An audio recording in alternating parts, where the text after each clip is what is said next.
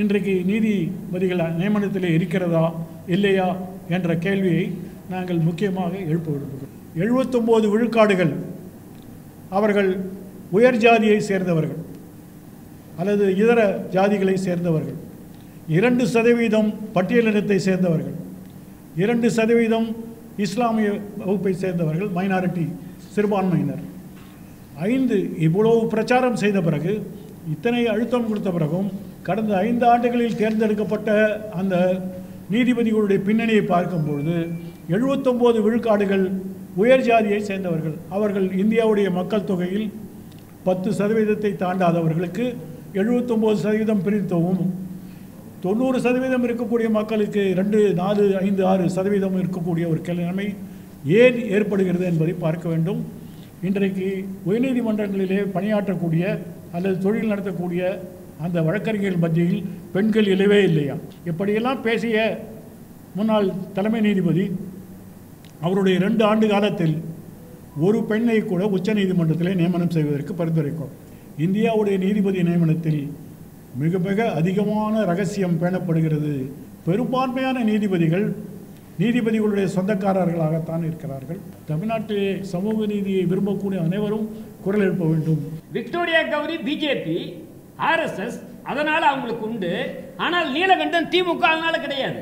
இன்றைக்கு வரைக்கும் அவர் 4 ஆண்டுகளாக அவர்களுடைய பரிந்துரை குப்பத்தொட்டில் போடப்பட்டிருக்கு. பல கம்யூனிட்டிகள் இது வரைக்கும் ஹைகோர்ட் ஜட்ஜாக தமிழ்நாட்டிலே வந்தது கிடையாது. முழுக்க என்ன பார்க்குறாங்கன்னா, எப்படி சிபிஐ மாதிரி, எலெக்ஷன் கமிஷன் மாதிரி அல்லது இடி மாதிரி, பிஎம்எல்ஏ மாதிரி எல்லாத்தையும் அவங்க கண்ட்ரோல் மாதிரி உச்ச நீதிமன்ற உயர் நீதிமன்ற நியமனங்களிலும் மீண்டும் மீண்டும் வலியுறுத்தி சொன்னாலும் இதே போல கிற்பால் டெல்லி ராயட் கேஸில் அவர் அனுராக் தாக்கூரினுடைய வீடியோ ஓப்பன் கோர்ட்டில் ப்ளே பண்ணுறாரு. அதனால் அன்னைக்கு இரவோடு இரவாக டிரான்ஸ்ஃபர் பண்ணுறாங்க. கோபால் சுப்பிரமணியம் உச்ச நீதிமன்றம் போடுற அமிகஸ் கூரியா இருக்காரு அமித்ஷா வழக்கில். Amicus curiae is not a lawyer கிடையாது. இவர் amicus curiae. As amicus curiae is there is a prima facie case. அதனால் அவருக்கும் மறுக்கிறாங்க. அவர் அதனால் இந்த அரசு தான் தீர்மானிக்குது, கொலேஜியம் இல்லைன்னு நாங்கள் குற்றம் சாட்டிக்கிறோம். இந்த பிரச்சனை ஏதோ நீதிபதிகளுக்கும் அல்லது அரசாங்கத்துக்கும் உள்ள பிரச்சனை மட்டுமல்ல, மக்களுடைய பிரச்சனையாக பார்க்க வேண்டும் என்று நாங்கள் நினைக்கிறோம். நாங்கள் 2 பேரும் ஓய்வு பெற்ற நீதிபதியாக இருந்தாலும் எங்களை போன்ற பல ஓய்வு பெற்ற நீதிபதிகள் நாங்கள் சொல்லக்கூடிய கருத்தை ஏற்றுக்கொள்வதாக எங்களுக்கு கடிதம் மூலம் தெரிவித்திருக்கிறார்கள், தொலைபேசியிலும் தெரிவித்திருக்கிறார்கள். சிலர் அரசாங்க பொறுப்பில் இருப்பதனால் அவர்களால் நேரில் வர முடியவில்லை. அதனால் நாங்கள் சொல்லக்கூடிய கருத்து ஓய்வு பெற்ற பல நீதிபதிகளுடைய ஒட்டுமொத்த கருத்தாகத்தான் நாங்கள் இங்கே சொல்ல விரும்புகிறோம். உயர் நீதிமன்றத்திலும் உச்ச நீதிமன்றத்திலும் நீதிபதிகள் நியமனம் என்பது அரசமைப்பு சட்டத்தில் தெளிவாக சொல்லப்பட்டிருக்கிறது. ஆனால் தெளிவாக சொல்லப்பட்ட அத்தனை விஷயமும் தெளிவாகவே இருந்து விடுவதில்லை. அரசமைப்பு சட்டத்தில் இருக்கக்கூடிய பிரிவுகளை நீதிபதிகள் எப்படி வியாக்கியானம் செய்கிறார்கள் என்பதுதான் முக்கியம். ஆங்கிலத்திலே ஒரு மொழி இருக்கிறது, it is not what is written in the constitution, it is what the judges say. ஆக இந்த 75 வருட காலத்தில் இந்த அரசமைப்பு சட்டத்தை பல்வேறு விதமாக நீதிபதிகள் அவர்கள் வியாக்கியானத்தின் மூலம் அவர்களுக்கு உரிய கருத்தை சொல்லியிருக்கிறார்கள்.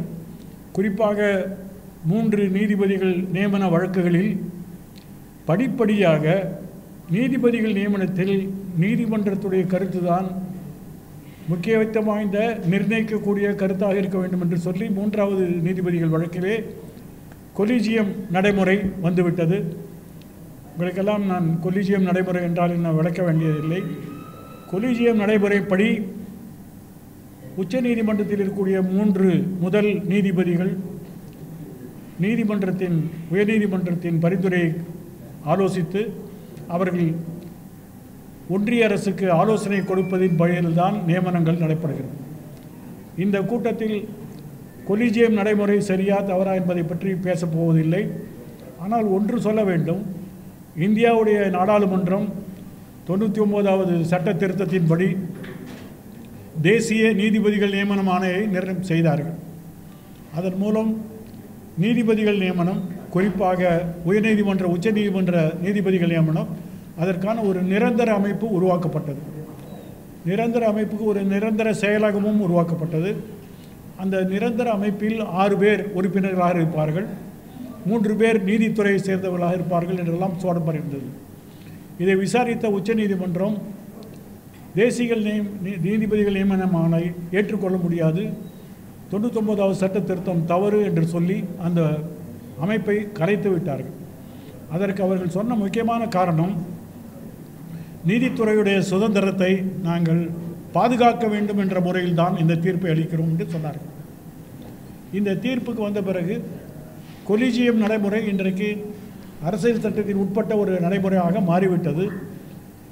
மாறின பிறகு எந்த காரணத்திற்காக 99வது சட்ட திருத்தம் ரத்து செய்யப்பட்டதோ அந்த காரணம் இன்றைக்கு நடைமுறையில் இருக்கிறதா என்று பார்க்க வேண்டும்.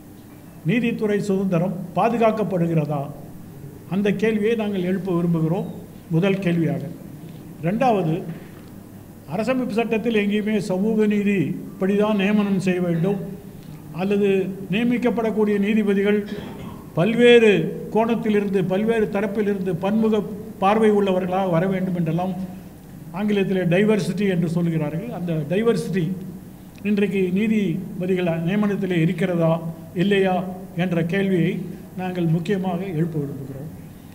அரசியல் சட்டத்தில் சொல்லவில்லை, ஆனால் நடைமுறையில் இன்றைக்கு உயர்ச்ச நீதிமன்றம் உயர்நீதிமன்றங்களுடைய அந்த அமைப்பை, நீதிபதிகளுடைய பங்களிப்பை அல்லது நீதிபதிகளுடைய நியமனத்தில் நிச்சயமாக பல்வேறு பகுதிகளை சேர்ந்தவர்களுக்கு பிரிக்க வேண்டும் என்பதை ஏற்றுக்கொண்டிருக்கிறார்கள்.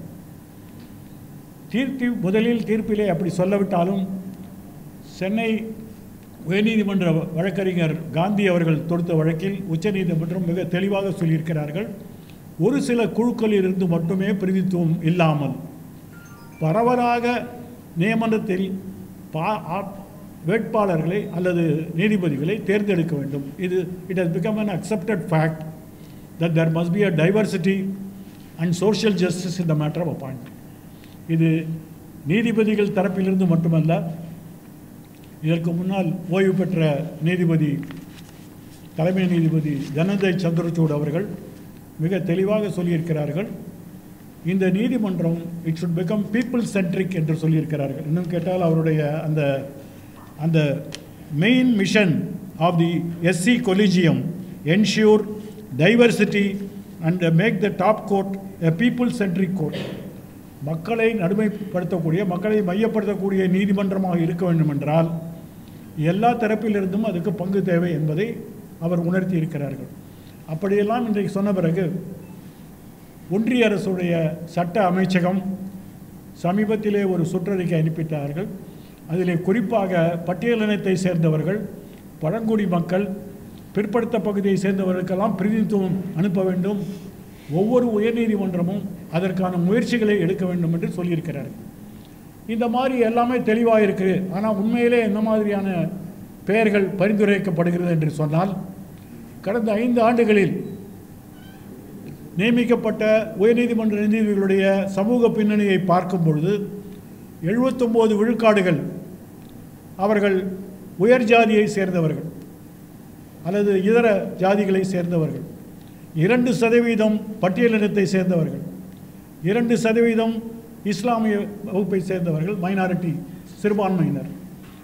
5 இவ்வளவு பிரச்சாரம் செய்த பிறகு, இத்தனை அழுத்தம் கொடுத்த பிறகும் கடந்த 5 ஆண்டுகளில் தேர்ந்தெடுக்கப்பட்ட அந்த நீதிபதிகளுடைய பின்னணியை பார்க்கும்பொழுது 79 விழுக்காடுகள் உயர் ஜாதியை சேர்ந்தவர்கள். அவர்கள் இந்தியாவுடைய மக்கள் தொகையில் 10% தாண்டாதவர்களுக்கு 79% பிரித்துவமும், 90% இருக்கக்கூடிய மக்களுக்கு 2, 4, 5, 6% இருக்கக்கூடிய ஒரு நிலைமை ஏன் ஏற்படுகிறது என்பதை பார்க்க வேண்டும். அதுக்கு ஒரு உதாரணமாக நான் சொல்கிறேன். அடிக்கடி இப்பொழுது கூட மேனாள் தலைமை நீதிபதி சந்திரசூட் அவர்கள் பிரிட்டிஷ் வானொலி நிலையத்திற்கு அளித்த பேட்டியிலே, பிபிசிக்கு அளித்த பேட்டியிலே சொல்லியிருக்கிறார்கள், நாங்கள் டைவர்சிட்டியை விரும்புகிறோம், பெண்களுக்கு பிரதித்துவம் கொடுக்கிறோம் என்றெல்லாம் சொல்லியிருக்கிறார்கள். அதை சொல்லும் பொழுது ஒரு நிருபர் கேட்கிறார், எத்தனை பெண்கள் உங்களுடைய உயர்நீதிமன்றத்திலும் உச்ச நீதிமன்றத்திலும் இருக்கிறார்கள் என்று.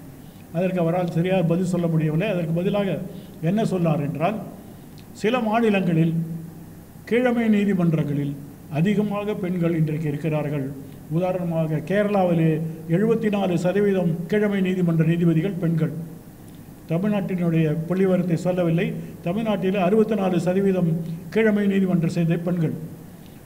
அதற்கு அவர் நீதிபதி என்ன சொல்கிறார் என்றால், 20 ஆண்டுகளுக்கு முன்னால் இப்படிப்பட்ட முடிவு எடுத்திருந்தால் அவர்களெல்லாம் இன்றைக்கு உயர்நீதிமன்ற பதவிக்கு தகுதியானவர்களாக ஆகியிருப்பார்கள் என்று சொல்கிறார்கள். ஆனால் அவர் சொல்ல மறந்த விஷயம் என்னவென்றால், கீழமை நீதிமன்ற நீதிபதிகள் மாவட்ட நீதிபதியாகி 10 ஆண்டுகள் அவர்கள் அந்த பொறுப்பிலே இருந்த பிறகுதான் உயர்நீதிமன்றத்துக்கு அவர்களுடைய பெயர் பரிந்துரைக்கப்படும். ஆனால் உயர்நீதிமன்றத்திலே நியமிக்கக்கூடிய அந்த மொத்த பதவிகளில் 60 விழுக்காடு வழக்கறிஞர்களுக்கும் 40 விழுக்காடு கீழமை நீதிமன்ற நீதிபதிகளுக்கும் ஒழுக்கப்பட்டிருக்கிறது. நாம் கேட்க வேண்டிய கேள்வி என்னவென்றால், இன்றைக்கு உயர்நீதிமன்றங்களிலே பணியாற்றக்கூடிய அல்லது தொழில் நடத்தக்கூடிய அந்த வழக்கறிஞர்கள் மத்தியில் பெண்கள் இல்லவே இல்லையா? தகுதியான பெண்கள் இல்லவே இல்லையா? இப்படியெல்லாம் பேசிய முன்னாள் தலைமை நீதிபதி அவருடைய 2 ஆண்டு காலத்தில் ஒரு பெண்ணை கூட உச்ச நீதிமன்றத்திலே நியமனம் செய்வதற்கு பரிந்துரைக்கும். ஆகவே பேச்சு ஒரு பக்கம், நடைமுறை வேறு பக்கம் என்பதுதான் இன்றைக்கு நடைமுறையாக இருக்கிறது. நான் ஒட்டுமொத்தமாக இந்தியாவுடைய நிலைமை பற்றி இங்கே பேசப்போவதில்லை. ஆனால் 2 கருத்தை சொல்கிறேன். கவுஹாத்தி உயர்நீதிமன்றத்தில் சமீபத்தில் ஒரு நீதிபதி கூடுதல் நீதிபதியாக நியமிக்கப்பட்டார். ஏகே என்ற ஒரு பெறுவர். அவர் பழங்குடியை சேர்ந்தவர். அந்த பழங்குடியை சேர்ந்தவரை பற்றிய குறிப்பில், கொலிஜிய குறிப்பிலே என்ன போட்டிருக்கிறார்கள் என்றால், ஒரு பழங்குடியினத்தை சேர்ந்தவரை நாங்கள் நீதிபதியாக பரிந்துரைவதற்கு பெருமைப்படுகிறோம். ஏனென்றால் இட் பிரிங் டைவர்சிட்டி, பன்முகத்தன்மையை இந்த நீதிமன்றத்தில் உருவாக்குகிறார். அது இதுக்கு முன்னால் பேசியதெல்லாம் வெளியிலே பேசிய பேச்சுக்கள். ஆனால் அந்த கொலிஜியத்துடைய நடைமுறை குறிப்பில் அவர்கள் தெளிவாக சொல்லியிருக்கிறார்கள், ஒரு பழங்குடியினத்தை சேர்ந்தவரை நாங்கள் பரிந்துரைக்கும் பொழுது இந்தியாவுடைய நீதித்துறைக்கு பன்முகத்தன்மை கட்டுகிறது, நாங்கள் அதற்காக சந்தோஷப்படுகிறோம் என்று சொல்லியிருக்கிறார்கள். சமீபத்திலே தமிழ்நாட்டிலிருந்து உச்ச நீதிமன்றத்துக்கு பதவி உயர்வில் சென்ற மகாதேவன் அவருடைய அந்த பதவி உயர்வு குறிப்பில் கொலிஜியம் ஒரு பிரச்சனையை சொல்லியிருக்கிறார்கள். மற்ற எல்லா திறமை அதெல்லாம் தவிர இவர் பிற்பட்ட இனத்தை சேர்ந்தவர் என்று நாங்கள் குறிப்பிட விரும்புகிறோம் என்று சொல்கிறார்கள். அப்போ ஒரு விஷயம் தெளிவாக இருக்கிறது, diversity, there is no compromise. பன்முகத்தன்மை என்பதை யாராலும் சமரசம் செய்து கொள்ளாத ஒரு பிரச்சனை. அந்த பன்முகத்தன்மையை கொண்டு வரும்பொழுது அங்கே சமூக நீதி நிலைநாட்டப்படுகிறது. சிறுபான்மையராக இருக்கலாம், பெண்களாக இருக்கலாம், பழங்குடியினராக இருக்கலாம், பட்டியலினத்தை சேர்ந்தவர்களாக இருக்கலாம், பிற்பட்ட பகுதியில் இருக்கலாம், இவர்களுக்கு அங்கே ஒரு பங்கு தேவை என்பதை நாம் வலியுறுத்துகிறோம். அந்த அடிப்படையில் இன்றைக்கு பார்த்தால் உச்ச நீதிமன்றத்தினுடைய அந்த ஒட்டுமொத்த அமைப்பை பார்க்கும்பொழுது உச்ச நீதிமன்றத்தினுடைய 34 நீதிபதிகளில் 34 விழுக்காடு பிராமண சமுதாயத்தை சேர்ந்தவர்கள். கிட்டத்தட்ட 34% என்று சொல்லும்போது உங்களுக்கு தெரியும், 12 நீதிபதிகள் ஒரு சமுதாயத்தை சேர்ந்தவர்களாக இருக்கிறார். உச்ச நீதிமன்றத்தோட கதி அப்படி என்றால் உயர்நீதிமன்றத்துடைய கதிகளையும் நீங்கள் தெரிந்து கொள்ள வேண்டும். அதற்கு 3 காரணங்கள் இருக்கின்றன. இந்த கொலிஜியம் நடைமுறை என்பது ஒரு ரகசியமாக பெறக்கூடிய ஒரு நடைமுறையாக இருக்கிறது. ஒரு வழக்கறிஞர் உச்ச நீதிமன்றத்திலே வழக்கு தொடுத்தார்கள். கொலிஜியத்துடைய அந்த ஆவணங்களை நாங்கள் பரிசீலனை செய்ய வேண்டும்.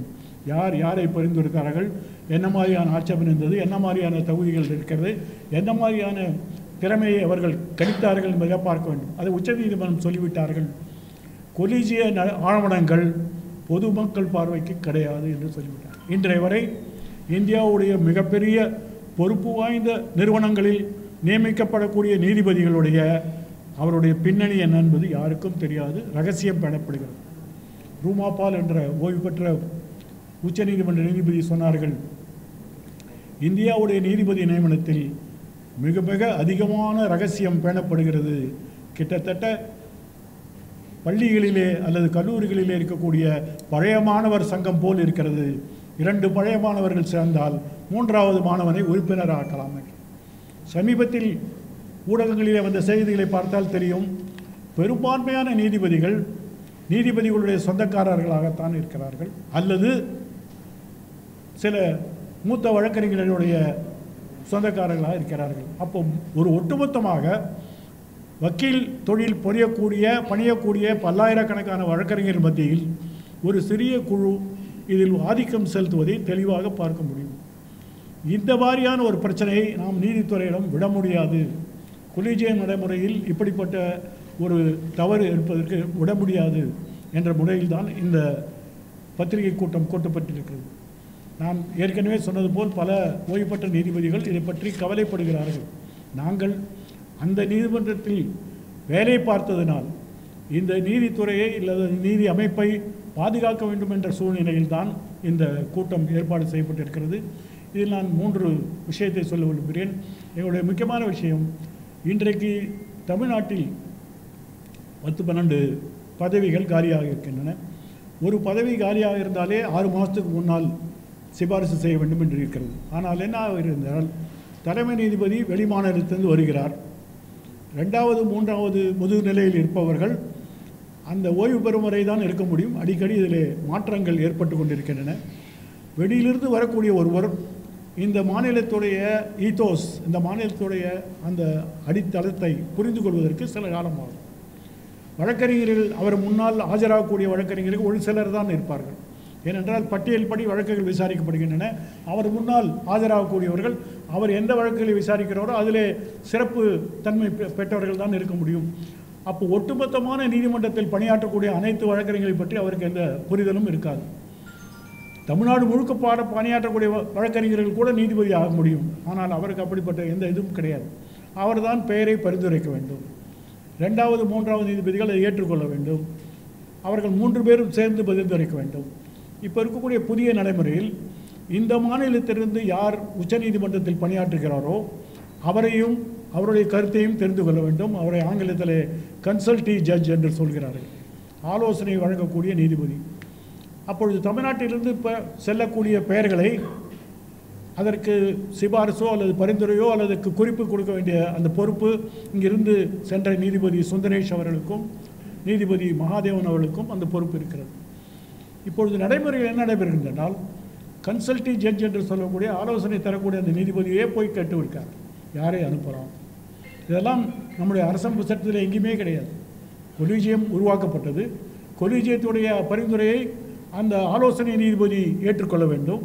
அதற்கு பிறகுதான் உச்சநீதிமன்றத்துடைய அந்த 3 நீதிபதிகள் குழுவுக்கு செல்கிறார். இதற்கிடையில் ஒன்றிய அரசுடைய உளவுத்துறை அவருடைய குறிப்பையும் கேட்டு பெறுகிறார்கள். ஒன்றியத்துடைய உளவு குறிப்பை யார் அனுப்புகிறார்கள்? இங்கே இருக்கக்கூடிய ஒரு சாதாரண ஆய்வாளர். அது மேலே வரைக்கும் செல்கிறது. அவருக்கு தெரிந்த அந்த குறுகிய அந்த ஞானத்தை வைத்து தான் அந்த குறிப்பு வருகிறது. ஒன்றிய அரசு வேண்டுமென்றால் அந்த குறிப்பை பகிர்ந்து கொள்ளலாம், வேண்டுமென்றால் வாய்மொழி மௌனியாக இருக்கலாம், நமக்கு தெரியாது என்ன குறிப்பு என்று. ஆனால் சமீபத்தில் இந்த மாதிரி உளவுத்துறை கொடுக்கக்கூடிய குறிப்புகளை நீதிமன்றம் அவருடைய ஆவணங்களிலே பதிவு செய்கிறார்கள். அதனால் நமக்கு தெரியும். சமீபத்தில் சென்னை உயர்நீதிமன்றத்திலிருந்து 2 பேர் பெயர் பரிந்துரைக்கப்பட்டது. ஒன்று மதுரையில் பணியாற்றக்கூடிய விக்டோரியா கௌரி என்ற பெண்மணி.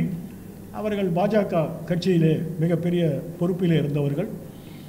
அவர் நீதிபதியாக நியமிக்கக்கூடாது, அவருக்கு நீதிபதி தகுதிக்கான போதுமான அந்த அந்த அந்த அந்த மெச்சூரிட்டி, அந்த அந்த சூட்டபிலிட்டி என்று சொல்லக்கூடிய திறமை இல்லை என்று ஒரு வழக்கறிஞர்கள் சார்பாக புகார் செய்யப்பட்டது.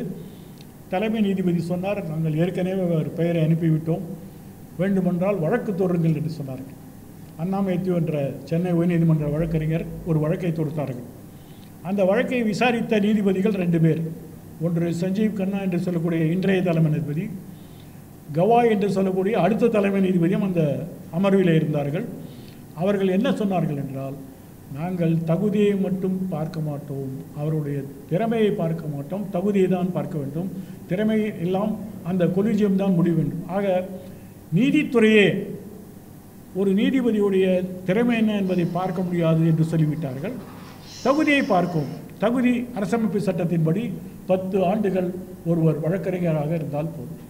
அது உயர்நீதிமன்ற வழக்கறிஞர் என்று சொன்னாலும் இன்றைக்கு உச்சநீதிமன்ற தீர்ப்பின்படி உயர்நீதிமன்ற நீதிபதியாகக்கூடிய தகுதியானவர் கூட உயர்நீதிமன்றத்துக்கு வர முடியும். அப்படிப்பட்ட சூழ்நிலையில் நீதிமன்றத்தில் சென்று இவர் வெறுப்பு பேச்சை பேசுகிறார்கள், பொதுக்கூட்டத்திலே சிறுபான்மைக்கு எதிராக பேசுகிறார்கள், இவர் எப்படி நீதிபதியாக இருக்க முடியும் என்ற கேட்ட கேள்வி இன்றைய வரை அந்த கேள்வியாகத்தான் இருக்கிறது. அதை நாங்கள் பரிசீலனை செய்ய மாட்டோம் என்று சொல்லிவிட்டார்கள். ஆக மொத்தம் இது எப்படி நியாயப்படுத்துவீர்கள் என்று சொன்னபோது நம்முடைய மேனாள் தலைமை நீதிபதி நீதிமன்றத்தில் அவர் சொன்ன கருத்தை விட அதிகமாக வெளியிலே கூட்டங்களிலே பேசுவார்கள். ஹார்வர்ட் பல்கலைக்கழகத்திலே பேசும்போது அவர் சொன்னார், எங்களுடைய நீதிமன்றங்களில் ஒருவருடைய கருத்து என்ன என்று நாங்கள் பரிசீலனை செய்வதில்லை, கருத்து சுதந்திரத்தை முழுமையாக வைத்திருக்கிறோம். சமீபத்திலே ஒரு பெண்மணியை நாங்கள் நியமனம் செய்தோம், அதற்கு ஆட்சேபனை செய்தார்கள், அவருடைய அரசியல் கருத்து மாற்று கருத்து என்று. சில வருடங்களுக்கு முன்னால் நீதிபதி கிருஷ்ணயர் அவர்களே நாங்கள் செய்துவிட்டோம், அவர் ஒரு கம்யூனிஸ்ட் ஐடியாலஜி கம்யூனிஸ்ட் கருத்தியலை கொண்டவர் என்றெல்லாம் சொன்னார்கள். நீதிபதி கிருஷ்ணயர் நியமனம் செய்யும்பொழுது இப்படிப்பட்ட கொள்கையும் நடைமுறையெல்லாம் இல்லை. ஆனால் இவர் சொன்ன அந்த கருத்தை ஏற்றுக்கொண்டால், ஒருவருடைய அரசியல் கருத்து தடையாக இருக்க முடியாது என்று சொன்னால், அதே நீதிமன்றம் சென்னை நீதிமன்றம் நடைமுறையில் கிரிமினல் வழக்கை நடத்தி திறமை பெற்ற ஜான் சத்யன் என்ற வழக்கறி பெயரை பரிந்துரைத்தார்கள். பரிந்துரைத்தது 2022ஆம் வருடம். சென்னை கொலிஜியம் ஏற்றுக்கொண்டது. கன்சல்டிங் ஜட்ஜ் என்று சொல்லக்கூடிய ஆலோசனை நீதிபதி ஏற்றுக்கொண்டார்கள். உச்ச நீதிமன்றத்துடைய 3 நீதிபதிகளும் ஏற்றுக்கொண்டார்கள். ஆனாலும் ஜான் சத்யம் கடந்த 2 வருடங்களாக நியமனம் செய்யப்படவில்லை. காரணம் என்னவென்றால், ஒன்றிய அரசுடைய உளவுத்துறை அவருக்கு ஆட்சேபனம் தெரிவித்தார்கள். ஆட்சேபனம் இல்லை, அவரை பற்றி கருத்து தெரிவித்தார்கள். எந்த கருத்து என்றால், நீங்கள் அதிர்ச்சியம் அடைவீர்கள், முகநூலில் பிரதமர் மோடியை பற்றி விமர்சனங்களை அவர் ஆமோதித்திருக்கிறார் என்று சொல்லியிருக்கிறார். அப்போது ஒருவருடைய அரசியல் கருத்து அல்லது அரசியல் சுதந்திரம் என்பது பறிக்கப்படுகிறது. இந்த உளவுத்துறையுடைய இந்த அறிக்கையை உச்ச நீதிமன்றத்தின் கொலிஜியம் நிராகரித்து விட்டது. அவர்கள் தங்களுடைய அந்த குறிப்பிலே எழுதியிருக்கிறார்கள், ஒன்றிய அரசு எங்களிடம் இந்த தகவலை பகிர்ந்து கொண்டார்கள், அவர் சொன்ன அந்த முகநூல் பதிவுகளை நாங்கள் பார்த்தோம், இதை ஏற்றுக்கொள்ள முடியாது, ஜான் சத்யனை நீங்கள் நீதிபதியாக நியமிக்க வேண்டும். கொலிஜியம் நடைமுறையில் ஒரு முறை உச்ச நீதிமன்றம் கொலிஜியம் பரிந்துரைத்த பெயரை ஒன்றிய அரசு ஏற்றுக்கொள்ளவில்லை என்றால் அவர்கள் ஒன்றிய அரசிடம் பதில் திருப்பி அனுப்ப வேண்டும். மறுபடியும் அந்த உச்ச நீதிமன்றத்தின் கொலிஜியம் ஏற்றுக்கொண்டால் அந்த ஒன்றிய அரசுக்கு எந்த விதமான டிஸ்கிரிப்ஷனும் கிடையாது, எந்த விதமான வாய்ப்பும் கிடையாது. அவர்கள் குடியரசுத் தலைவருக்கு அந்த பெயரை பரிந்துரைக்க வேண்டும் என்று தெளிவாக இருக்கிறது. ஆனால் இந்த 2 ஆண்டுகளில் 2 முறை கொலிஜியம் பரிந்துரைத்த ஜான் சத்யன் பெயர் இன்று வரை நிறைவேறில்லை. தமிழ்நாட்டிலே ஜான் சத்யன் மட்டுமல்ல, ஜான் சத்யனுக்கு முன்னால் நீலகண்டன் என்ற ஒரு பெயர், அவருடைய பெயர் 2022 பரிந்துரைக்கப்பட்டது. அவருடைய இளவரர்கள், அவருடைய ஜூனியராக இருக்கவர்களெல்லாம் பேர் வந்தபோது உச்ச நீதிமன்றத்துடைய அந்த கொலிஜியம் அந்த அறிக்கையிலே சொல்லியிருக்கிறார்கள், இவரை விட இளவர்களெல்லாம் அனுப்புகிறீர்கள், இவர் பெயரை நாங்கள் ஏற்கனவே பரிந்துரைத்திருக்கிறோம், ஏன் இவரை நியமனம் செய்யவில்லை என்று கேட்டிருக்கிறார்கள். இன்றைய வரை பதில் கிடையாது. நீலகண்டன் அதே மாதிரி வக்கீலாக இருக்கிறார், ஜான் சத்யன் வக்கீலாக இருக்கிறார். இவர்களுக்கெல்லாம் முன்னால் ஹமீத் என்ற ஒரு பெயர் அனுப்பப்பட்டது, யாருக்குமே தெரியாது. அவர் ஒரு மாவட்ட நீதிபதியாக இருந்தவர், அவர் பெயரை ஒன்றிய அரசு ஏற்றுக்கொள்ளவில்லை. அப்போது கொலிஜியம் நடைமுறையில் நீதித்துறையுடைய சிபாரிசு, நீதித்துறையுடைய பரிந்துரை தான் இறுதி என்று சொன்னால், இந்த 3 பெயர்களில் அது தோல்விவிட்டு விக்டோரியா கௌரியிடம் அந்த காரணத்தை உச்சநீதிமன்ற தலைமை நீதிபதி சொல்லியிருந்தாலும், அரசியல் காரணத்துக்காக நாங்கள் புறக்கணிக்க மாட்டோம் என்று சொல்லியிருந்தாலும், இன்றைக்கு ஒன்றிய அரசுக்கு வேண்டாதவர்கள் பதவிக்கு வர முடியாது, ஒன்றிய அரசுகள் வேண்டியவர்கள் பதவிக்கு வர வேண்டும். அதுதான் இன்றைக்கு நடைமுறை நிலைமையாக இருக்கிறது. இப்பொழுதும் புதிய தலைமை நீதிபதி சென்னை உயர்நீதிமன்றத்துக்கு வந்திருக்கிறார்கள். சென்னை உயர்நீதிமன்றம் என்று சொல்லும்போது நீங்கள்லாம் சிரிப்பீர்கள், அது தமிழ்நாடுக்கும் புதுச்சேரிக்கும் சேர்த்த நீதிமன்றம். இந்த பெயரை மாற்ற வேண்டும் என்று ஜெயலலிதா அவர்கள் ஒரு சட்டமன்றத்திலே ஒரு தீர்மானம் கொண்டு வந்தார்கள். இன்றைய வரை நிறைவேறவில்லை. ஏனென்றால் இங்கே இருக்கக்கூடிய நீதிபதிகள் சொல்கிறார்கள், இது சென்னை உயர்நீதிமன்றம், ஏன் விக்டோரியா மகாராணி வைத்த பெயர், அதை விட அரசமைப்பு சட்டம் 500 பங்கு பெரிய புனிதமான ஒரு நூல், ஆனால் அவர் அதை ஏற்றுக்கொள்ளவில்லை. இன்றைக்கும் தமிழ்நாடு புதுச்சேரிக்கு சேர்ந்த நீதிமன்றத்தை நம் சென்னை நீதிமன்றம் என்று தான் சொல்கிறோம். இப்படி அரசாங்கம் சொல்லக்கூடிய ஒரு கருத்தை, மக்களுடைய கருத்தை ஏற்றுக்கொள்ளாத நீதிமன்றம் அங்கே இருக்கிறது. பெயர்கள் பரிந்துரைக்கும் பொழுது தலைமை நீதிபதி மட்டும்தான் பரிந்துரைக்க முடியும். அவர் சொல்லக்கூடிய பெயரை 2-3 நீதிபதிகள் வேண்டுமென்றால் ஏற்றுக்கொள்ளலாம், வேண்டாம் என்றால் அவர்கள் மறுப்பு தெரிவிக்கலாம், அவ்வளவுதான். அப்போ யார் முடிவெடுக்கக்கூடிய சூழ்நிலை? வெளியிலிருந்து மாநிலத்தில் வரக்கூடிய ஒருவர், அவர் இந்த மாநிலத்துடைய தாத்பரியம் என்று சொல்லக்கூடிய ஈத்தோஸ், இந்த மாநிலத்திலே இவ்வளவு நாள் இருக்கக்கூடிய அந்த அடிப்படையான சமூக நீதியை அவர் உள்ளே வாங்கியிருக்கிறாரான்னு தெரியாது. சமீபத்திலே வழக்கறிஞர் சங்கம் அவருடைய ஒரு மனு கொடுக்க சென்றார்கள். பன்முகத்தன்மை கடைபிடிக்க வேண்டும், சமூக நீதியை புறக்கணிக்க வேண்டும் என்றெல்லாம், சமூக நீதியை கடைபிடிக்க வேண்டும் என்றெல்லாம் மனு கொடுத்தார்கள். அந்த மனுவை கூட அவர் வாங்கவில்லை. அந்த சூழ்நிலையில்தான் நாங்கள் இந்த பத்திரிகை கூட்டத்தை கூட்டியிருக்கிறோம். யார் தமிழ்நாடுடைய நீதித்துறையை நிர்ணயிக்கப் போகிறார்கள், எதிர்காலத்திலே எப்படிப்பட்ட நீதிபதிகளை நாம் சந்திக்கப் போகிறோம், முடிவெடுக்கக்கூடிய அதிகாரம் யாரிடம் இருக்கிறது என்பது மக்களுடைய பொது முக்கியத்துவம் வாய்ந்த ஒரு பிரச்சனை என்பதனால்தான் இந்த கூட்டம் கூட்டப்பட்டிருக்கிறது. நாங்கள் இருவரும் இன்றைக்கு சொல்லக்கூடிய கருத்து 3 தான். ஒன்று, இதுவரை ஏற்படுத்தப்பட்ட பன்முகத்தன்மை சமூக நீதி என்பது நியமங்களிலே கடைபிடிக்க வேண்டும். ஒன்று. ரெண்டாவது, ஏற்கனவே உச்சநீதிமன்றம் காந்தி போட்ட வழக்கிலே சொன்னபடி ஒரு சிறிய குழுவுக்கே அதிமுக்கியத்துவம் கொடுப்பது தவிர்த்து பல்தரப்பினரும் பங்கு பெறக்கூடிய நீதிமன்றமாக இருக்க வேண்டும் என்று சொல்லியிருக்கிறார்கள். அதை பின்பற்ற வேண்டும் என்றும், மூன்றாவதாக சமூக நீதி என்பது ஏற்கனவே இந்த மாநிலத்தில் பல தரப்பினரும் இந்த நீதிமன்றத்துக்கு வர வேண்டும் என்றால் இதுவரை பதவி வகித்து கொண்டிருக்கக்கூடிய அல்லது பதவியில் இருந்த சமூகத்தை எல்லாம் தவிர்த்து புதிதாக திறமை வாய்ந்த தகுதி வாய்ந்த வழக்கறிஞர்கள் நிறைய பேர் இருக்கிறார்கள். எல்லாரும் சொல்கிறார்கள் பெண்கள் வரவில்லை என்று சொல்கிறார்கள். ஆனால் தகுதி வாய்ந்த பெண்கள் இருக்கிறார்கள். ஆனால் அவர்களை போடுவதில்லை. ஏனென்றால் அவர்கள் உரிய பரிந்துரை கிடைப்பதில்லை, உரிய தொடர்பு கிடைப்பதில்லை. அப்படிப்பட்ட சூழ்நிலையை மாற்றி எல்லா பகுதி மக்களுக்கும் ஒரு பகுதி இங்கே பிரதித்துவம் வேண்டும், மக்களுடைய கருத்தை எடுத்துக்கொள்ள வேண்டும் என்பது எங்களுடைய 2வது கோரிக்கை. மூன்றாவதாக, தமிழ்நாடை பழிவாங்கும் நிலைமையில் 2 முறை கொலீஜியம் பரிந்துரைத்தும் அந்த பெயர்களை நியமனம் செய்யாத ஒன்றிய அரசு நிச்சயமாக உடனடியாக செய்ய வேண்டும். ஜான் சத்யன் பெயரையும் நீலகண்டன் பெயரையும் ஏற்றுக்கொள்ள வேண்டும் என்று நாங்கள் இங்கே சொல்கிறோம். என்றால் இது தமிழ்நாட்டுடைய பொது கருத்தை, அதுவும் உச்சநீதிமன்ற தீர்ப்பில் ஏற்படுத்தப்பட்ட கொலீஜியம் நடைமுறையை புறக்கணிக்கக்கூடிய ஒரு செயலை ஒன்றிய அரசு செய்து வருகிறார்கள். தாங்கள் விரும்பக்கூடிய பெயர்களை ஏற்றுக்கொள்வதும் விரும்பாதவர்களுக்கு முட்டுக்கட்டை போடுவதும் இருக்கிறது. இதற்கு காரணம் என்ன சொல்கிறார்கள்? எந்த காரணமும் கிடையாது. நேற்றைய ஊடகங்களிலே ஒரு செய்தி வந்திருக்கிறது. ராஜஸ்தான் மாநிலத்திலே ஒரு பெண்மணி மனிஷா என்ற பெண்மணி, மனிஷா சர்மா 3 வருடங்களுக்கு பிறகு நியமனம் செய்யப்பட்டிருக்கிறார். அப்போ முதுநிலை என்பது என்ன ஆகும்? அவருடைய இளவர்களெல்லாம் அவருடைய மூத்தவர்களாக உட்கார்ந்திருப்பார்கள்.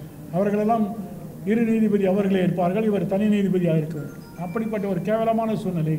அதைத்தான் அவர்கள் சொல்கிறார்கள். நீலகண்டன் அந்த பரிந்துரைத்தலும் ஜான் சத்யன் பரிந்துரைத்தலும் இவருக்கு பின்னால் இருப்பவர்களை நீங்கள் அனுமதிக்கிறதற்கு முன்னால் இவர்கள் பெயர்களை நீங்கள் உச்சநீதிமன்றம் அவர் இந்த உத்தரவிலே சொல்லியிருக்கிறார்கள், இவர்கள் பெயரை நீங்கள் அப்பாயின்மெண்ட்டுக்கு அந்த நீதிபதி நியமனத்திற்கு பரிந்துரைக்கு உத்தரவிட வேண்டும் என்று சொல்லியிருக்கிறார்கள். நடைபெறவில்லை.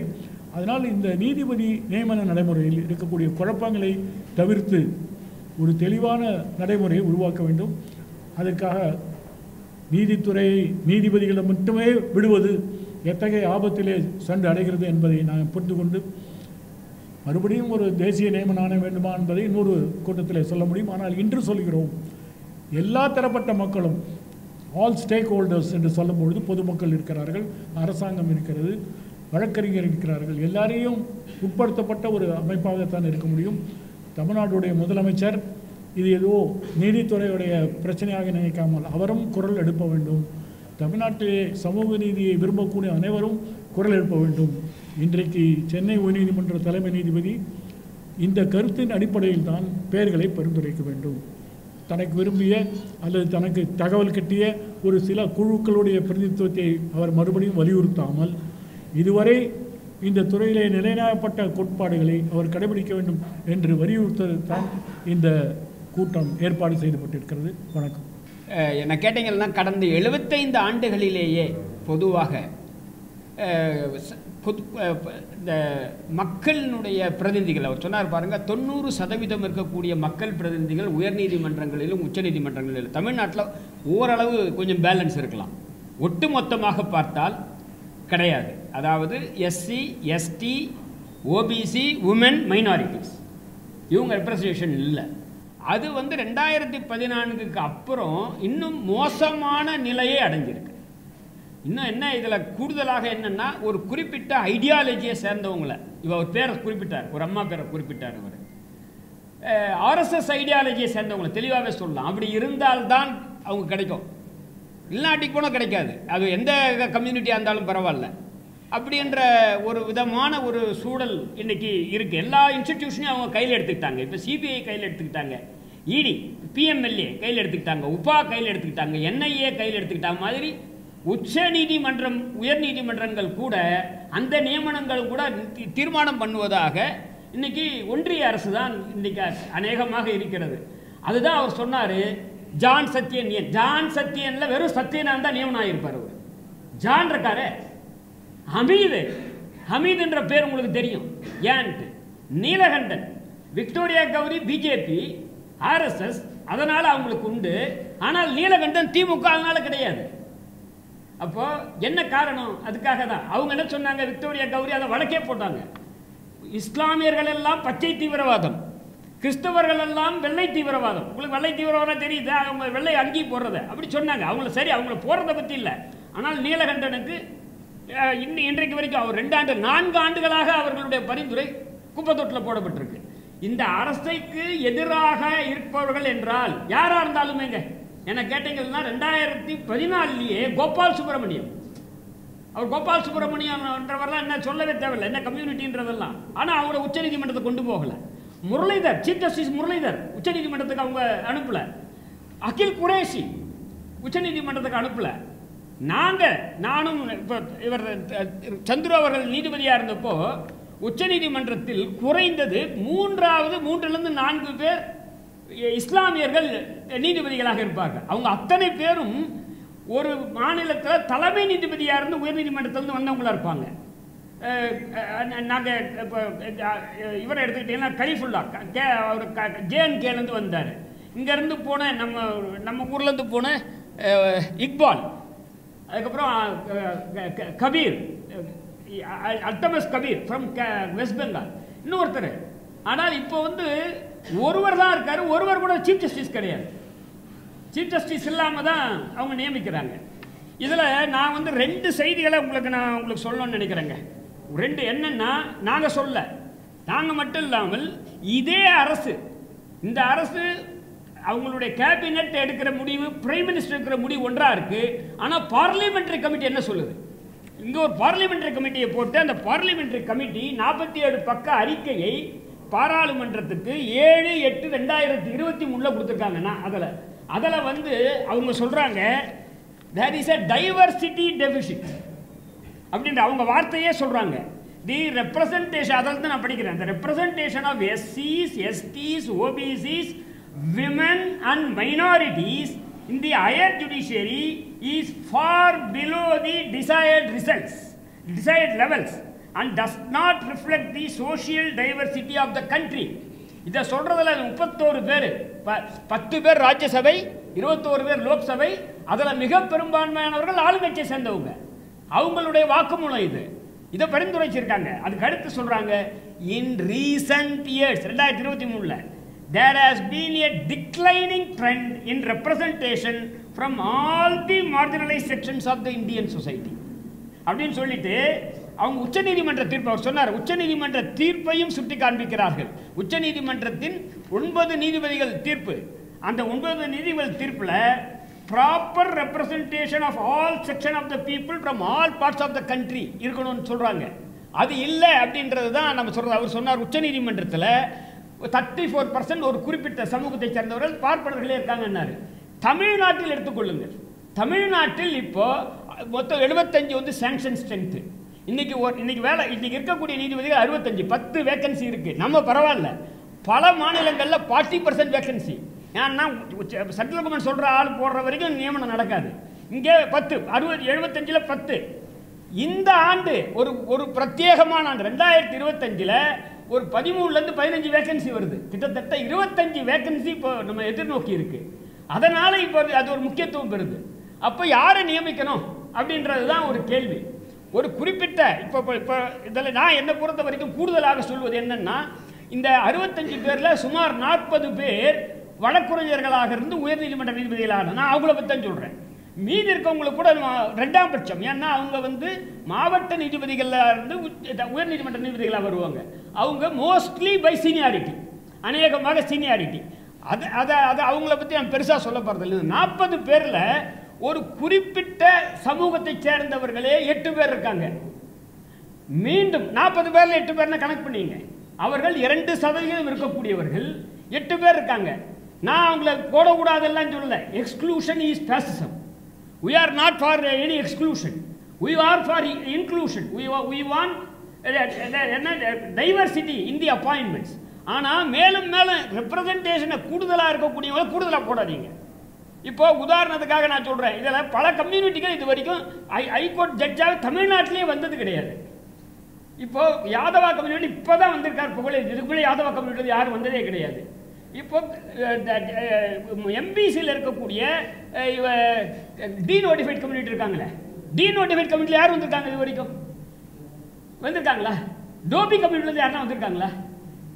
இவங்களெல்லாம் ரெப்ரசன்டேஷனே இல்லாதவங்களுக்கு ரெப்ரசன்டேஷன் விமனுக்கான இது கொடுக்குறாங்களா? இதை இவங்க சொல்கிறாங்க.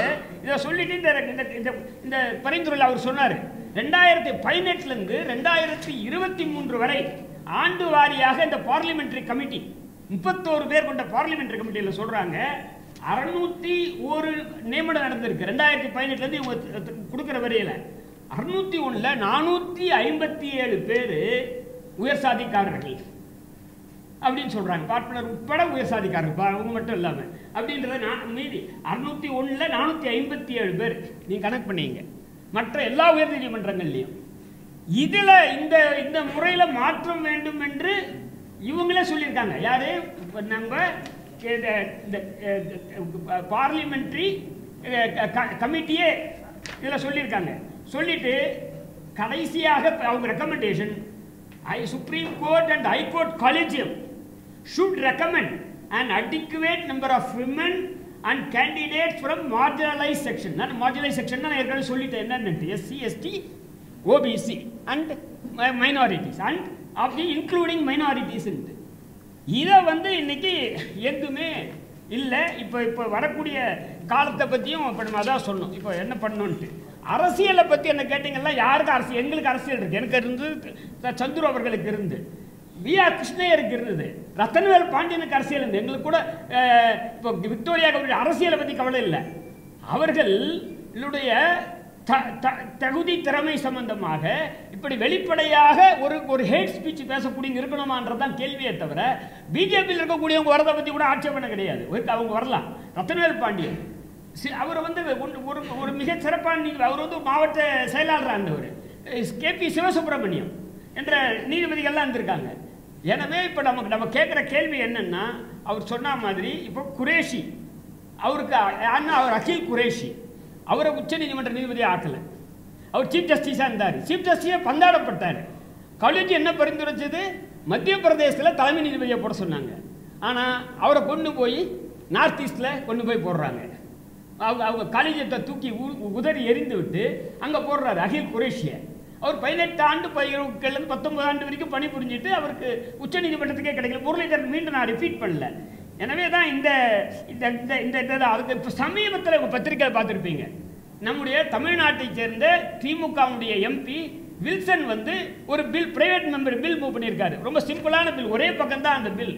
அந்த பில்லை அவங்க சொல்கிறதே என்னன்னா, இதை ஒரே வார்த்தை தான், notwithstanding anything contained in the constitution, appointment of judges to Supreme Court shall be made keeping in mind social diversity within the institution. Other Supreme Court and High Court in சொல்றாரு, due representation to the members of scheduled caste, scheduled tribes, other backward classes, religious minorities and women. அப்போ இங்க தமிழ்நாட்டிலே கூட எடுத்துங்க. நான் இது வரைக்கும் நான் சொல்றேன், தமிழ்நாட்டில இருந்து உச்ச நீதிமன்றத்துக்கு எத்தனை பேர் நீதிபதியாக போயிருக்காங்க உச்ச நீதிமன்றத்துக்கு? இப்போ தமிழ்நாட்டில் இது பெரிய கம்யூனிட்டி, ஷெட்யூல் காஸ்ட் தானே. இது வரைக்கும் ஒரே ஒருத்தர் தான் போயிருக்காரு. ஏன் போயிருக்காரு? ஏன் இது வரைக்கும் 1 இயர் ஒருத்தர் கூட போகல உச்ச நீதிமன்றத்துக்கு? ஏன் இன்னைக்கு இவங்களில் கூட, அதாவது நான் சொல்ற முக்குளத்தோர் அல்லது டீநோட்டிஃபைட் கம்யூனிட்டி எத்தனை பேர் போயிருக்காங்க? எனக்கு தெரிஞ்சு ரத்தன்வேல் பாண்டியன் தவிர வேறு யாரும் கிடையாது. வேறு யாருமே ஏன் இல்லை? மெஜாரிட்டி. கேரளா எடுத்துங்க, கேரளாவில் இது வரைக்கும் 18 பேர் உச்ச நீதிமன்றத்துக்கு போயிருக்காங்க. அதில் ஒருவர் கூட பேக்வர்ட் கம்யூனிட்டி கிடையாது. ஒருவர் கூட 18 பேரில். ஈவன் அங்கே மேஜர் கம்யூனிட்டி, பினராயி விஜயன் கம்யூனிட்டியை சேர்ந்த Ezhava community is a major community. அதில் இருந்து ஒருவர் கூட போடுறதில்லை. பினராயி விஜயன் சீஃப் மினிஸ்டர் ஆகலாம், அச்சுதானந்தன் சீஃப் மினிஸ்டர் ஆகலாம், காங்கிரஸில் பல ஈழவா சேர்ந்தவங்க சீஃப் மினிஸ்டர் ஆகலாம். ஆனால் உச்சநீதிமன்றத்துக்கு அவங்க போக முடியாது. அதே மாதிரி முலாயம் சிங் யாதவ் சீஃப் மினிஸ்டர் ஆகலாம், லல்லு பிரசாத் யாதவ் சீஃப் மினிஸ்டர் ஆகலாம். ஆனால் எந்த யாதவும் இது வரைக்கும் உச்சநீதிமன்றம் போனது கிடையாது. அப்போ என்ன இதெல்லாம் ரொம்ப நமக்கு திகைக்க வைக்கக்கூடிய ஒரு ஆச்சரியமான ஒரு செய்திகள். உயர்நீதிமன்றமும் உச்ச நீதிமன்றமும் டைவர்சிட்டியை ரிஃப்ளெக்ட் பண்ணலன்ட்டு அவர்களே ஒத்துக்கிறாங்க. ஆனால் இந்த அரசாங்கம் அதுக்கு தயாராக இல்லை. அவங்க முழுக்க என்ன பார்க்குறாங்கன்னா, எப்படி சிபிஐ மாதிரி, எலெக்ஷன் கமிஷன் மாதிரி, அல்லது இடி மாதிரி, பிஎம்எல்ஏ மாதிரி எல்லாத்தையும் அவங்க கண்ட்ரோல் மாதிரி உச்ச நீதிமன்ற உயர்நீதிமன்ற நியமனங்களிலும் மீண்டும் மீண்டும் வலியுறுத்தி சொன்னாலும், இதே போல கிர்பால், ஜஸ்டிஸ் கிர்பாலோட சன், அவருக்கு அவருடைய பெயர் ஆகி 5 வருஷம் ஆகுது. அவர் ஒரு டிரான்ஜெண்டர். அவருடைய நியமனம் இல்லை. ஏன் அவர் சொல்கிறாங்கன்னா, அவருடைய லைஃப் பார்ட்னர் வந்து பிலாங்ஸ் டு அதர் நேஷனல்ன்றாங்க. இன்னைக்கு அவங்க காலேஜ் ரெக்கமெண்டேஷனில் அவங்க திருப்பி சொல்கிறாங்க, ஒரு முறைக்கு மேலாக சொல்லியிருக்கிறார்கள், பல கான்ஸ்டிடியூஷனல் போஸ்டில் இருக்கக்கூடியவங்களுடைய ஸ்பவுஸ் அதர் நேஷனை சேர்ந்தவங்களாக இருக்காங்க. அதனால் அது தடை கிடையாது. அப்படின்னாலும் அந்த கிருபால் இன்னைக்கு வரைக்கும் நியமனம் செய்யப்படல. எனவே அவங்களுக்கு வேண்டியவர்களாக இருந்தால் ஒன்றிய அரசு நியமனம் செய்யும், யாராக இருந்தாலும். நான் சொல்கிறதுக்கு எதனா கோபால் சுப்பிரமணியமும் முரளிதரை கூட நான் சொல்கிறேன். அவங்க வந்து அந்த எந்த ஒரு குறிப்பிட்ட பிராமணர்கள் இருந்தால் கூட அவங்கள நியமனம் செய்ய மாட்டாங்க. ஏன்னா இந்த ஒன்றிய அரசுக்கு அவர்கள் அனுசரணையாக இல்லை என்று கருதினால் அவங்க பண்ணுறதில்லை. அப்படி இருந்தால் தான் முழுக்க அவங்க செய்வாங்க. எனவே நான் வந்து இப்போ வரக்கூடிய இப்போ 2025 ஒரு 25 30 போஸ்ட் ஃபில்லப் பண்ண போகிறாங்க தமிழ்நாட்டில்.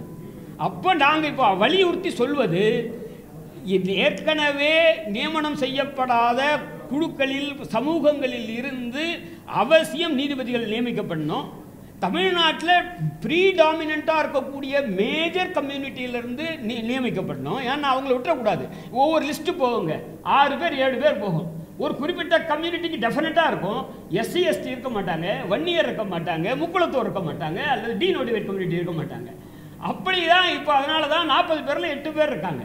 இப்போ மீண்டும் அதே மாதிரி ஓவர் ரெப்ரசன்டேஷன் வந்து தவறு, இட் இஸ் அகைன்ஸ்ட் டைவர்சிட்டி அப்படின்றத குறிப்பிட்டு சொல்வது தான் இப்போ எங்களோட நோக்கமாக இருக்குது. இறுதியாக அவனு சொல்கிறாங்க, 1985 எம்ஜிஆர் முதல்வராக இருக்க போது அப்போது இருந்த தலைமை நீதிபதி சந்துருக்கர் 6 பேரை ஒரே பிராமணர்களே நியமனம், பார்ப்பனர்களே பரிந்துரைத்தார்.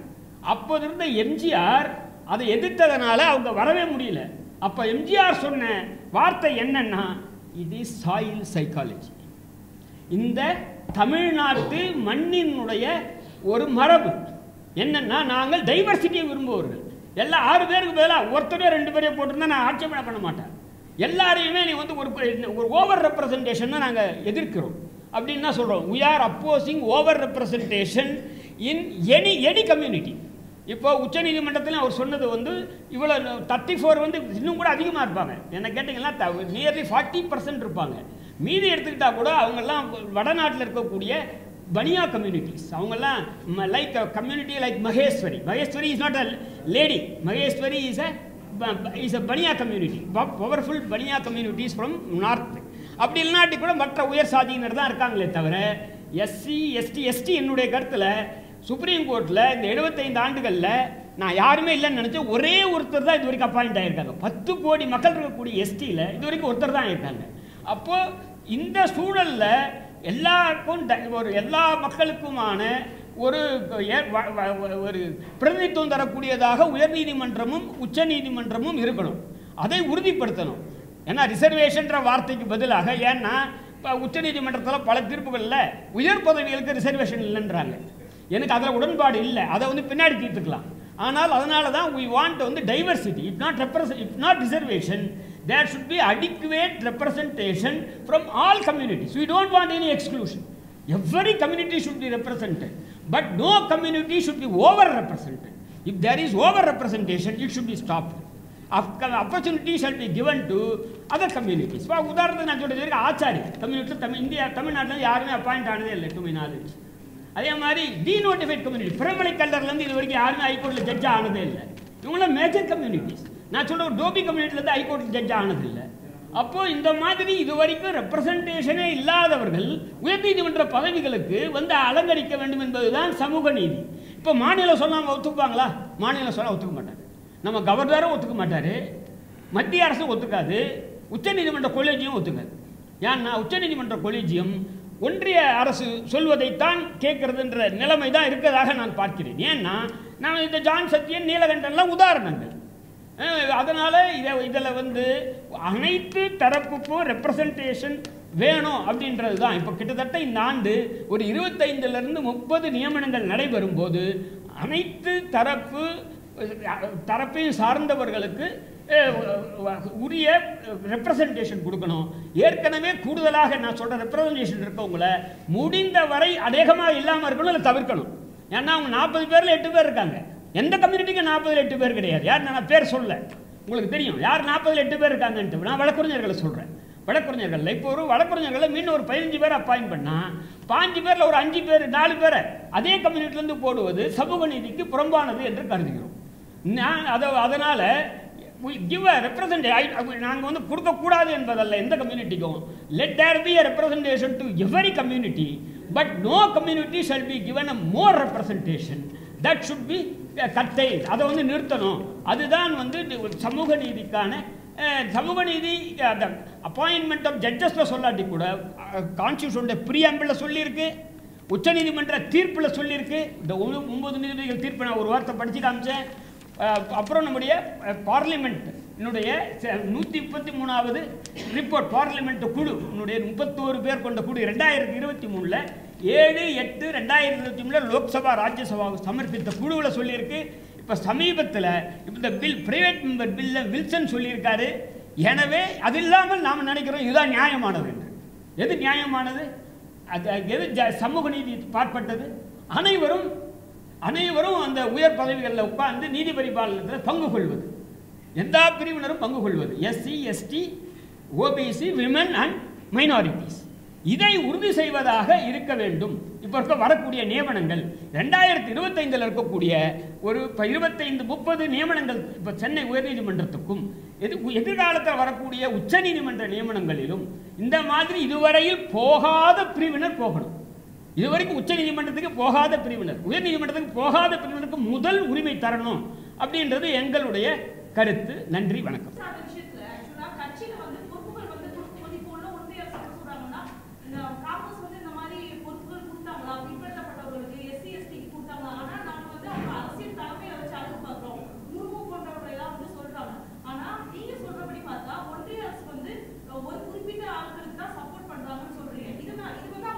நாங்கள் டேட்டா கொடுக்குறோமா? நாங்கள் டேட்டா சொல்கிறோம். இப்போ முரளிதருக்கு ஏன் கொடுக்கலன்னு சொல்கிறோம், கோபால் சுப்ரமணியத்துக்கு ஏன் கொடுக்கலன்னு கேட்குறோம், குரேஷிக்கு ஏன் கொடுக்கலன்னு கேட்குறோம். நாங்கள் டேட்டா கூட சொல்கிறோம். நாங்கள் அரசியல் தளத்தில் யாரும் கன்செஷன் கொடுக்கல. ஏன்னா நம்ம அரசமைப்பு சட்டத்தில் ஒருவருக்கு ஒரு ஓட்டுன்னு சொல்லியிருக்கு. தமிழ்நாட்டில் 234 MLAக்களில் இப்போ எதனா பிரச்சனை இருக்கா? அவங்க தேர்ந்தெடுக்கிறாங்க. நீதிபதிகள் அப்படி கிடையாது. நியமனம் என்பதனால அதில் வந்து ஒரு உரிய ரெப்ரசன்டேஷன் இருக்கணும்னு சொல்கிறோம்.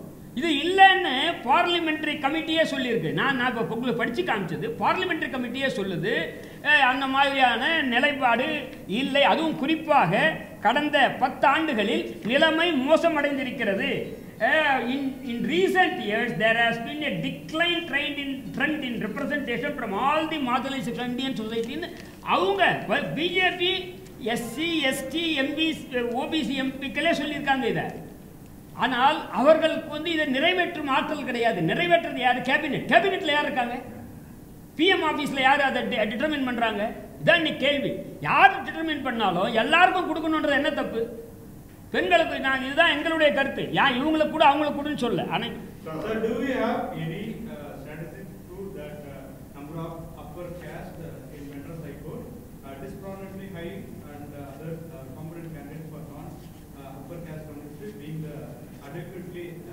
நான் இப்போ சொன்னேன் சார், அதெல்லாம் 2 பிரிவினர் இருக்காங்க. ஒன்று அதாவது ஹைகோர்ட்டுக்கு 2 சோர்ஸில் வந்து ரெக்ரூட் ஆகிறாங்க. ஒன்று எலிவேட் ஆகிறாங்க, ரெக்ரூட் சொல்லக்கூடாது, elevation. 1 from lawyers, 2 from district judges. நான் டிஸ்ட்ரிக்ட் ஜட்ஜஸை சொல்லலை. டிஸ்ட்ரிக்ட் ஜட்ஜஸை பொறுத்த வரைக்கும் இப்போ 75ல் 25 பேர் டிஸ்ட்ரிக்ட் ஜட்ஜஸ்லேருந்து வராங்க, 50 பேர் லாயர்லேருந்து வராங்க. இப்போ 50 பேரில் கிட்டத்தட்ட ஒரு 40 பேர் லாயர்ஸ் இருக்காங்க, 10 இல்லை. இந்த 40 பேரில் 8 பேர் ஒரே சமூகத்தை சேர்ந்த பிராமணர்களாக இருக்காங்க. அது என்ன நியாயம் கேட்குறேன். இப்போ இதுக்கு முன்னாடி எல்லாம் விட 2014 அப்புறம் தான் இந்த ட்ரெண்டு. 2014 முன்னாடி 2 பேர் 3 பேர் இருப்பாங்க. இப்போ 8 பேர் இருக்கு. இப்போ இன்னும் 8 பேர் நான் தப்புன்னு சொல்லி இருக்கட்டும் அவங்க. அதான் 8 பேர் சொல்றேன். இதை விட வேற என்ன வேணும்?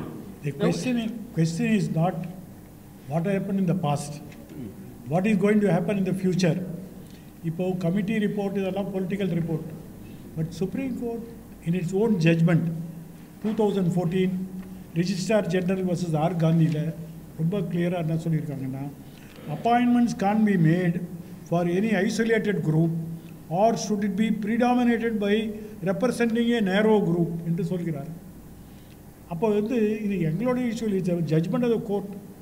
தேர்ஃபோர் டைவர்சிட்டி சோஷியல் ஜஸ்டிஸ் சொல்லும்போது இதுவரைக்கும் அது மாதிரி நடக்கலைன்னா இனிமேலாவது நடக்கணுங்கிறதா கேட்குறோம். ஒரு குறிப்பிட்ட உயர்சாதியினரை வந்து மத்திய நீதிபதிகளாக போடுவது மூலம் அவர்களுக்கு என்ன மாதிரியான பலன்கள் வந்து கிடைக்கும் சார்? அது குறிப்பிட்ட வகுப்பினர் கூட கிட்டத்தட்ட அவங்களுக்கு இணக்கமாக இருக்கவங்கன்னு நான் திருப்பி சொல்கிறேன். ஏன்னா முரளிதர் கூட அதே கம்யூனிட்டி தான், கோபால் சுப்ரமணியம் அதே கம்யூனிட்டி தான். ஆனால் அவங்கள போடல. ஏன் போடலன்னு உங்களுக்கே தெரியும். ஏன்னா முரளிதர் வந்து டெல்லி ராயட் கேஸில் அவர் வந்து அனுராக் தாக்கூரினுடைய வீடியோ ஓப்பன் கோர்ட்டில் ப்ளே பண்ணுறாரு. அதனால் அன்னைக்கு இரவோடு இரவாக டிரான்ஸ்ஃபர் பண்ணுறாங்க. கோபால் சுப்ரமணியம் உச்சநீதிமன்றம் போடுற அமிகஸ் கூரியா இருக்காரு அமித்ஷா வழக்கில். Amicus curiae is not a lawyer கிடையாது, he was Amicus கூரி. as Amicus கூரி he said there is a prima facie case. அதனால் அவருக்கும் மறுக்கிறாங்க அவர். அதனால் இந்த அரசு தான் தீர்மானிக்குது, கொலீஜியம் இல்லைன்னு நாங்கள் குற்றம் சாட்டிக்கிறோம். என்ன கேட்டால் என்னுடைய கருத்தில். ஏன்னா என்னை பொறுத்த வரைக்கும் இண்டிவிஜுவல் பர்டிகுலர் கேஸ் வச்சு நம்ம பேச வேண்டாம்.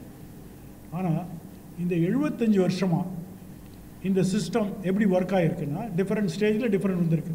இந்த லாஸ்ட் ஸ்டேஜ், இந்த லாஸ்ட்டு 40 வருஷமாக கொலிஜியம் சிஸ்டம் இருக்குது.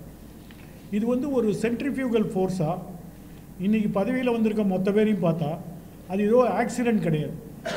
If you see the composition of today's judiciary, it is not by accident, it is by choice. அந்த சாய்ஸ் எப்படி வருதுன்னா, ரூமா பால் சொன்ன மாதிரி it's like a old boys club.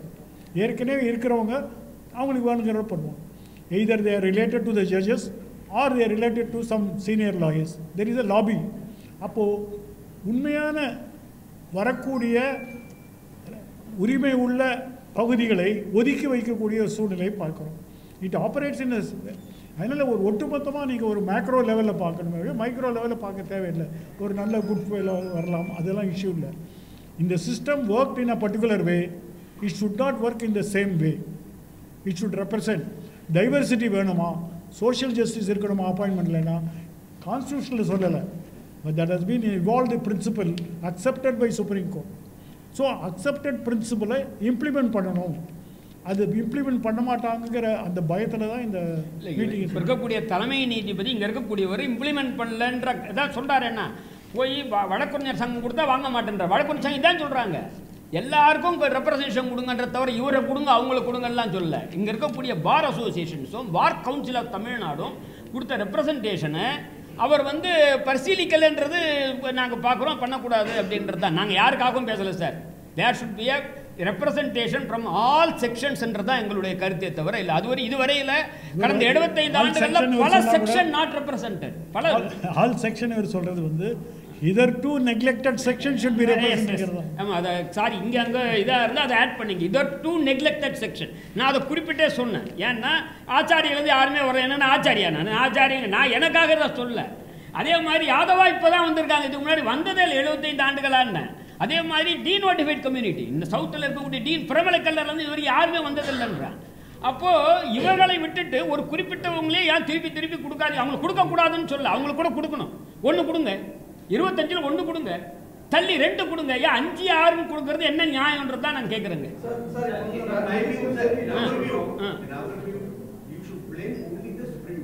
S 92 is a collegium system which is deciding. Collegium system which is identifying the candidate. At least on paper, only judges select prospective judges. And NJAC was the only attempt ever made by the central government to introduce a appointment mechanism. And a permanent mechanism as opposed to an ad hoc system. So, இப்போ நீங்க சொன்ன மாதிரி recommend names bending recommend பண்ண names வந்து ட்ரான்ஸ்ஃபரே கூட வேற பண்ணாங்க. But all along supreme court என்ன பண்ணுச்சு? It has power. If someone the Union government secretary or who is responsible on who is the signing authority, எப்போவாது கோர்ட்டுக்கு சம்மன் பண்ணி we will adopt a coercive measure சொல்லிருக்காங்க. இல்லனா நிறைய சொல்ல மாட்டாங்க. நிறைய கேसेसல தமிழ்நாட்டுல ஒரு சிஜே சொன்னாரு ஐ இம்போஸ் ஃபினான்ஷியல் எமர்ஜென்சினா கவர்மெண்ட் மதுரை பெஞ்ச் மேட்டர் வருது. அது மாதிரி சென்ட்ரல் கவர்மெண்ட் ஜுடிஷியல் பவரை யூஸ் பண்ணி மேட்டர் மாதிரி coercive பண்ணிருக்காங்க. So failure is with Supreme Court. Sir இல்ல நீங்க சொல்றது முழுக்க ஒத்துக்கிறேன். ஒரே ஒரு கேள்வி தான் கேட்கறவங்க. இங்க சொல்ற இந்த நீதிபதிகள் தமிழ்நாடு அரசாங்கத்தை பார்த்து இல்லது ஒரு மாநில அரசாங்கத்தை பார்த்து நான் ஃபினான்ஷியல் எமர்ஜென்சியை டிக்ளேர் பண்ணுவேன்னு சொல்றவங்க சென்ட்ரல் கவர்மெண்ட்டை பார்த்து என்ன ஒன்று சொல்லியிருக்காங்கன்னு சொல்லுங்க சார். இது வரைக்கும் சொல்ல மாட்டாங்க சார், சொல்ல மாட்டாங்க அப்படின்றது தான். ஏன்னா அது வேற சார். ஆனா sir correct sir, both are the same. There is some clarification required. Collegium system of appointment is not in the constitution. It is a judicially evolved procedure, which is an ad hoc procedure. The collegium does not have a headquarters, does not have a secretariat, does not have work on a permanent basis. Collegium always keep shifting. The second and third judge retires, or chief justice get transferred. There is always a change. Permanently it is changing, but there is nobody to attend to it on a permanent basis. So when the NJAC came, it became a permanent system of appointment. For some reason they have said independence of judiciary. Now the ad hoc system not been written into the constitution. It only works as a, even today they have not evolved memorandum of procedure, MOP. And the MOP ki vandu no discussion under. The last judgment came 20 years back. What is the standing operating procedure? They have not evolved. One time, when Sanjay Kishan Kaul was heading the bench relating to appointment, he issued a notice to the central government. If you do not clear these names, then we will stop all other names from being cleared. That was a judicial direction. For some reason, the case was adjourned, and Sanjay Kishan Kaul went off from the bench itself. He said, I don't want. He recused himself. Therefore, the solution should be there must be a permanent structure for appointment of judges. Whatever may be the composition, whatever may be the decision to be taken, this ad hoc system did not work for the simple reason. Ostensibly, the judiciary claimed dominance, but in real practice, it is a central government which wields all the power. That's the main reason that's happening this way.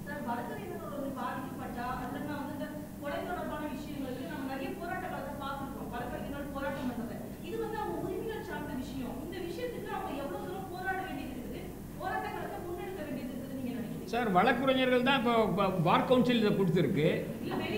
இல்லை வெளியில் madam அதை பண்ணியிருக்காங்க. நான் சொல்கிறேன்ல, இதுக்கு முன்னாடியெல்லாம் பல முறை பண்ணியிருக்காங்க. இப்போ அது அதனுடைய ஒரு Gandhi case was filed by lawyers only. இல்லை கொலீஜியத்தை மட்டும் இல்லை சார், கொலீஜியம் குற்றச்சாட்டு அவர் இப்போ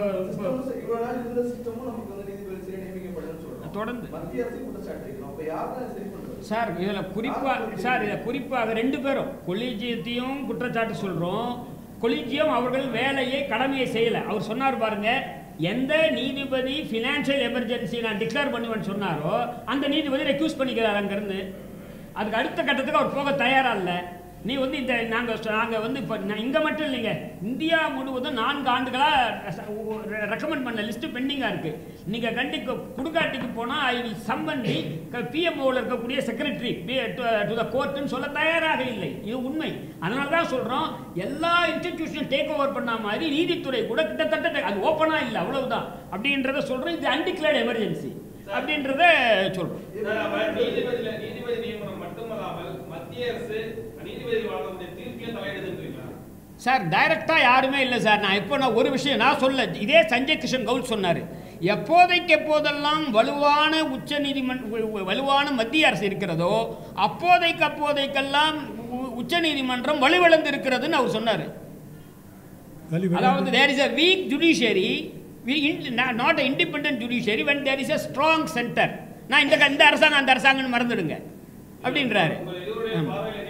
தீர்ப்புகளே தலையிடுதா மத்திய அரசு? சார் நேரடியாக தலையிடுவது என்பது அல்ல சார். இந்த மத்திய அரசு இல்லை, இது 1950 இருந்து தொடர்ந்து எல்லா அரசுகளும், உலகத்தில் எல்லா அரசுகளுமே அரசாங்கத்தை மீறி இந்த நீதித்துறையெல்லாம் பெருசாலாம் செயல்பட முடியுன்ற பொதுவான விஷயத்தில் இங்கே அங்குமாக தனிப்பட்ட முறையில் உங்களுக்கு எதனா ஒரு டிஸ்மிசல் கேஸ்னா உங்களுக்கு தலையிடலாம். பொதுவான விஷயத்தில் இப்போ விவசாயிகள் போராடுறாங்க, தலையிட்டு என்ன பண்ணிட்டாங்க? பொதுவாக அதெல்லாம் அப்படிலாம் பண்ண மாட்டாங்க சார். நான் சொல்ல, சஞ்சய் கிஷன் கவுலே சொன்னார், if there is a strong centre there is a weak judiciary. If there is a weak centre there will be a strong judiciary. If there is a coalition government in the center, then the judiciary will speak for independence of judiciary. எப்போங்க ரொம்ப அதிகமாக உச்ச நீதிமன்றம் ஜனநாயகத்தை பற்றி பேசிச்சு? In my view, it is during 77.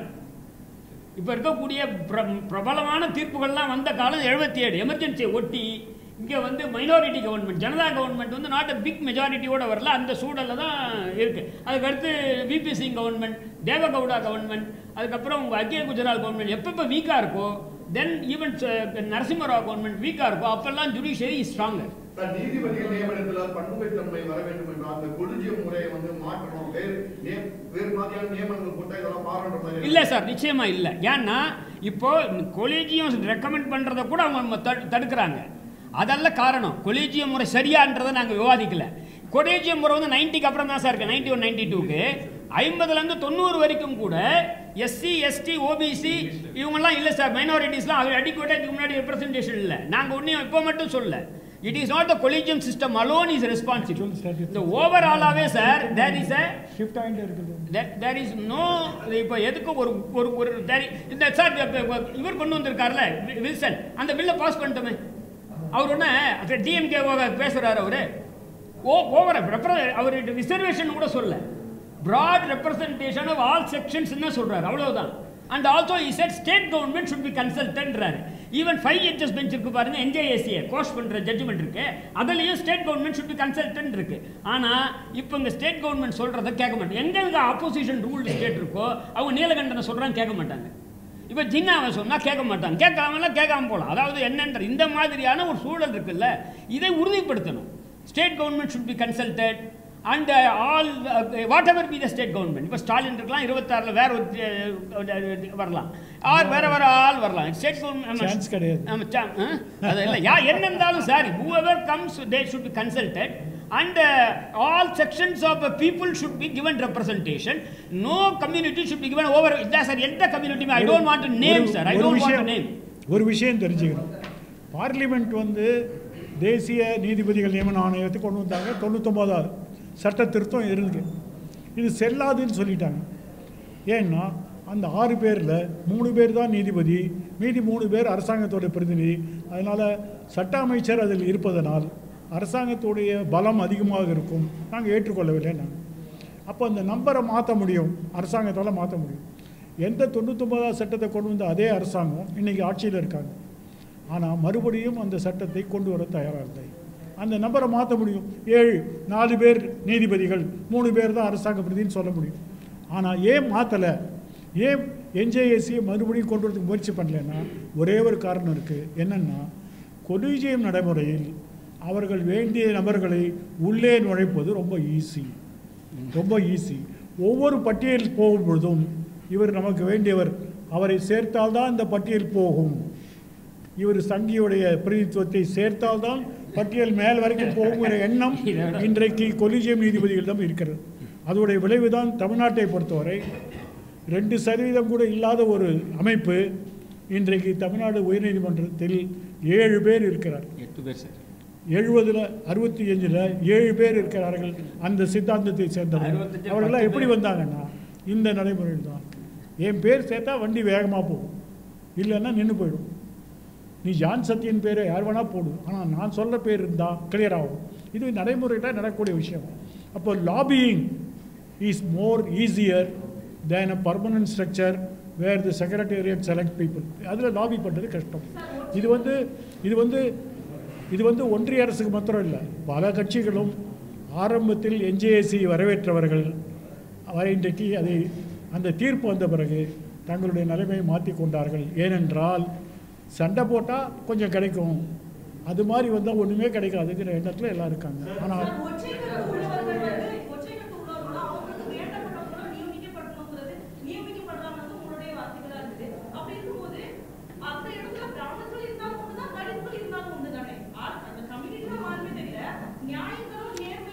வரவே மாட்டாங்கன்னு சொல்றோம் நாங்க. நீங்க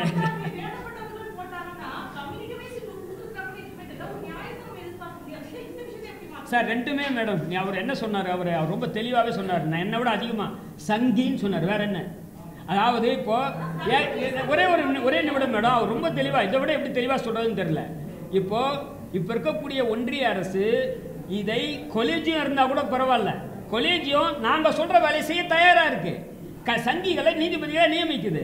அதனால அதையே வச்சு நாங்கள் எங்கள் வேலையை முடிச்சுக்கிறோம். அதே கொலேஜியம் சங்கி இல்லாத ஜான் சத்தியன் வந்து நாங்கள் கொடுக்க மாட்டோம்னா அதில் கொலேஜியம் ஆய முடியிட்டு இருக்கு. இதான் சிம்பிள். ஜான் சத்தியன் சங்கி இல்லை, அவர் வந்து எந்த கட்சியும் கிடையாது. என்ன கேட்டா I know John Sathyan doesn't belong to any political party. Collegium இருக்குது ஓகே. அவங்க ஏன் டிரான்ஸ்பரன்சி இன்சிஸ்ட் பண்றதுமோ நோட் ஜாப் நோட்டிஃபிகேஷன் கொடுத்து அப்ளிகேஷன் இன்வைட் பண்ணி ஜட்ஜஸ் செலக்ட். சார் இது முறை, அது சார் அது சிஸ்டம், அதை பற்றி பேசலை சார். ஏன்னா அது வந்து இட் இஸ் நாட் இப்போ டிஎன்பிஎஸ்சி மாதிரி கிடையாது சார். இது வந்து கொலேஜியம் தான் இது பண்ணுது, கொலேஜியம் தான் தீர்மானம் பண்ணுது. ஜுடிஷியல் ரிவ்யூ, ஜுடிஷியல் இது கிடையாது. ஹைகோர்ட்டுக்கு வந்து 3 நீதிபதிகள் சார். ஆபீசர்ஸ் அப்பாயின்ட்மென்ட்ல இப்போ அதுதான் நடக்குது சார். அதுக்கு ஹைகோர்ட் ஜட்ஜுக்கும் சுப்ரீம் கோர்ட் ஜட்ஜுக்கும் அது இல்லை சார். நீங்கள் சொல்கிறத வந்து அந்த இஷ்யூ இப்போ நம்ம டிபேட் பண்ணல, வேற ஒன்றும் சொல்லல. இப்போ இருக்கிற முறை என்னன்றது தான். அப்படி முறை வந்து இருக்கிறத தொட்டு இப்போ ஜாப் ரெக்ரூட்மெண்ட் மாதிரி இல்லாத தொட்டு இதில் வந்து நீங்கள் எல்லா கம்யூனிட்டிக்கும் ரெப்ரசன்டேஷன் கொடுக்கணுன்றோம். வேற ஒன்றுமே இல்லை. அவங்க சொல்கிறாங்க, நாங்கள் அந்த அம்மா கேட்டதுக்கு தான் சங்கிக்கு கூட எஸ்சி எஸ்டி ஓபிசி மைனாரிட்டியில் கொடுக்கலன்னு சொல்கிறேன். சங்கியா கூட கொடுக்கல.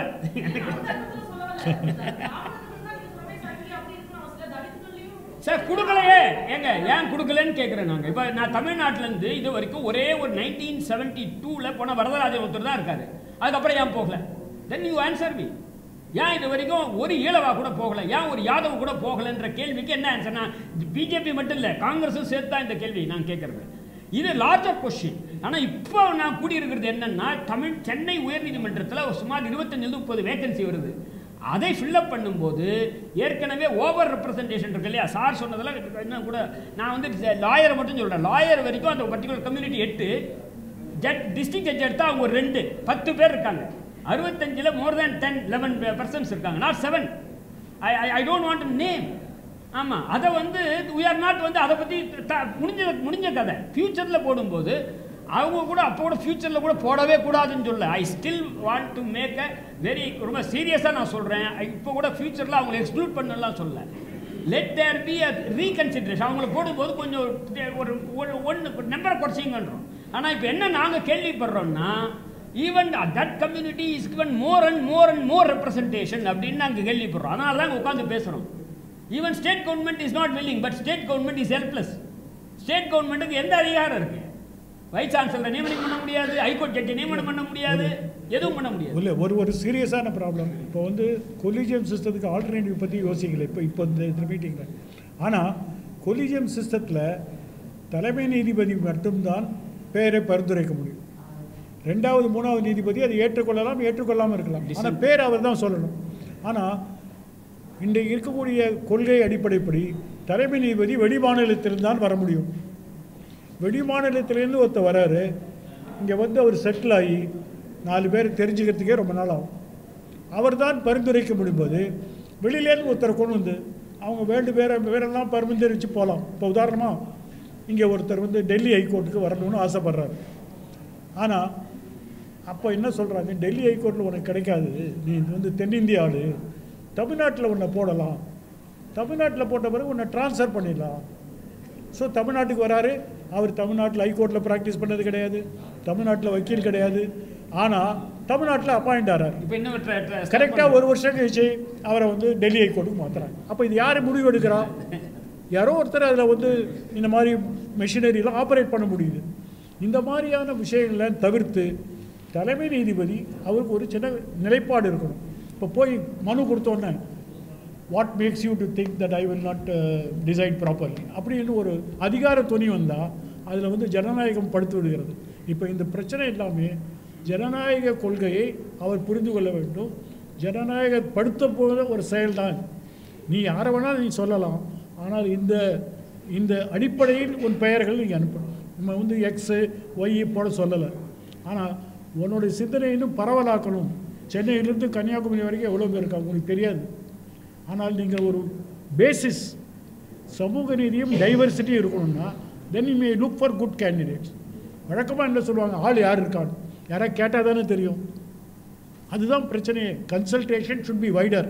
இதுக்கு முன்னாடி இருந்த சில தலைமை நீதிபதி சொன்னாங்க, நான் வந்து முதல் 3 இல்லை, டவுன் த லைன் நான் 12 பேரை கேட்டேன், டவுன் த லைன் 20 பேரை கேட்டேன். Wider consultation and open mind, அதுதான் மெயினாக ரெக்வயர்.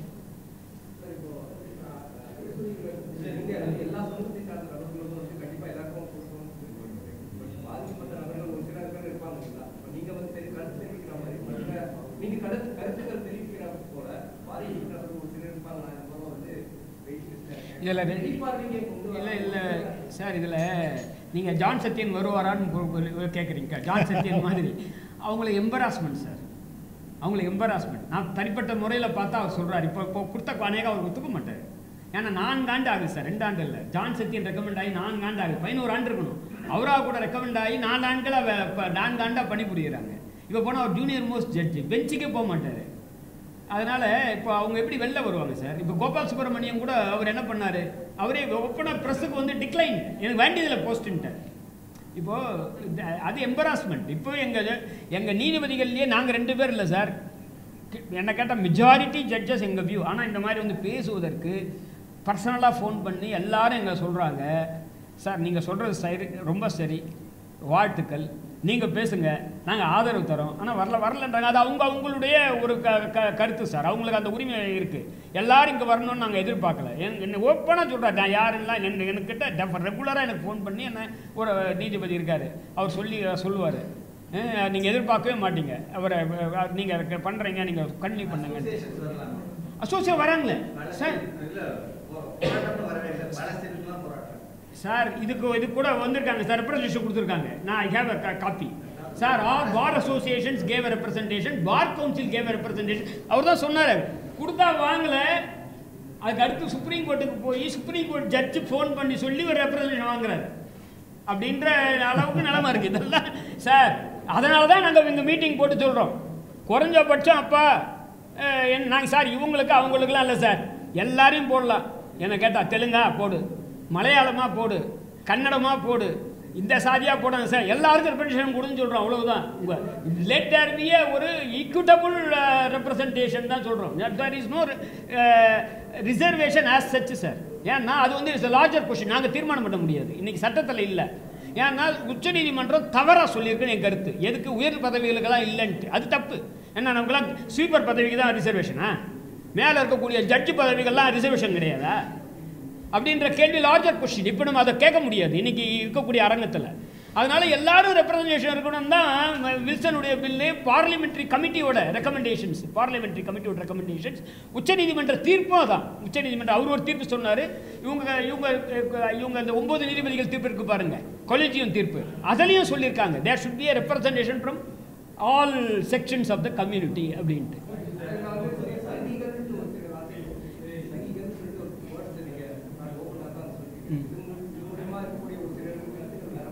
சார் நாங்கள் என்ன சொல்கிறோம் சார், சங்கிகள் வந்து ஓவர் ரெப்ரசன்டேஷனாக இருக்கிறத சார். ஒரு சங்கி இருந்தால் பரவாயில்ல, சங்கிகளுடைய கோட்டாக ஆகிட்டா நீங்கள் உங்கள் விருப்பம், மகிழ்ச்சி, நீங்கள் வருதுன்னு சொல்லுங்க எங்களுக்கு.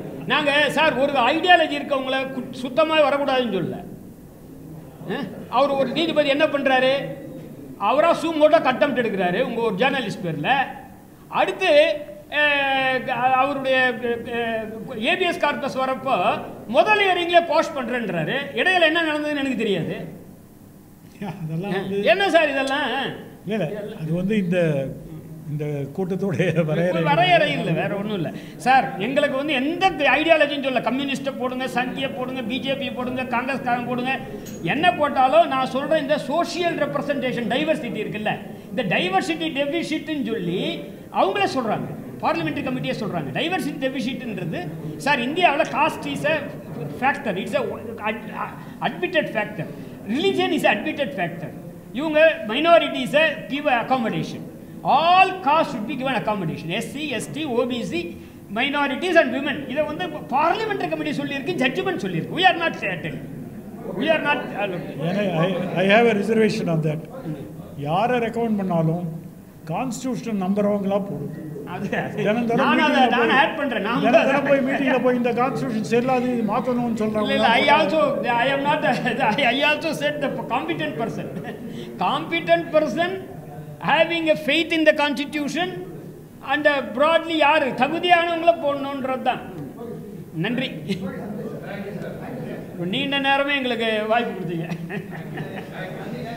கோர்ட்லயே கொடுக்க மாட்டாங்க இவ்வளவு நேரம்.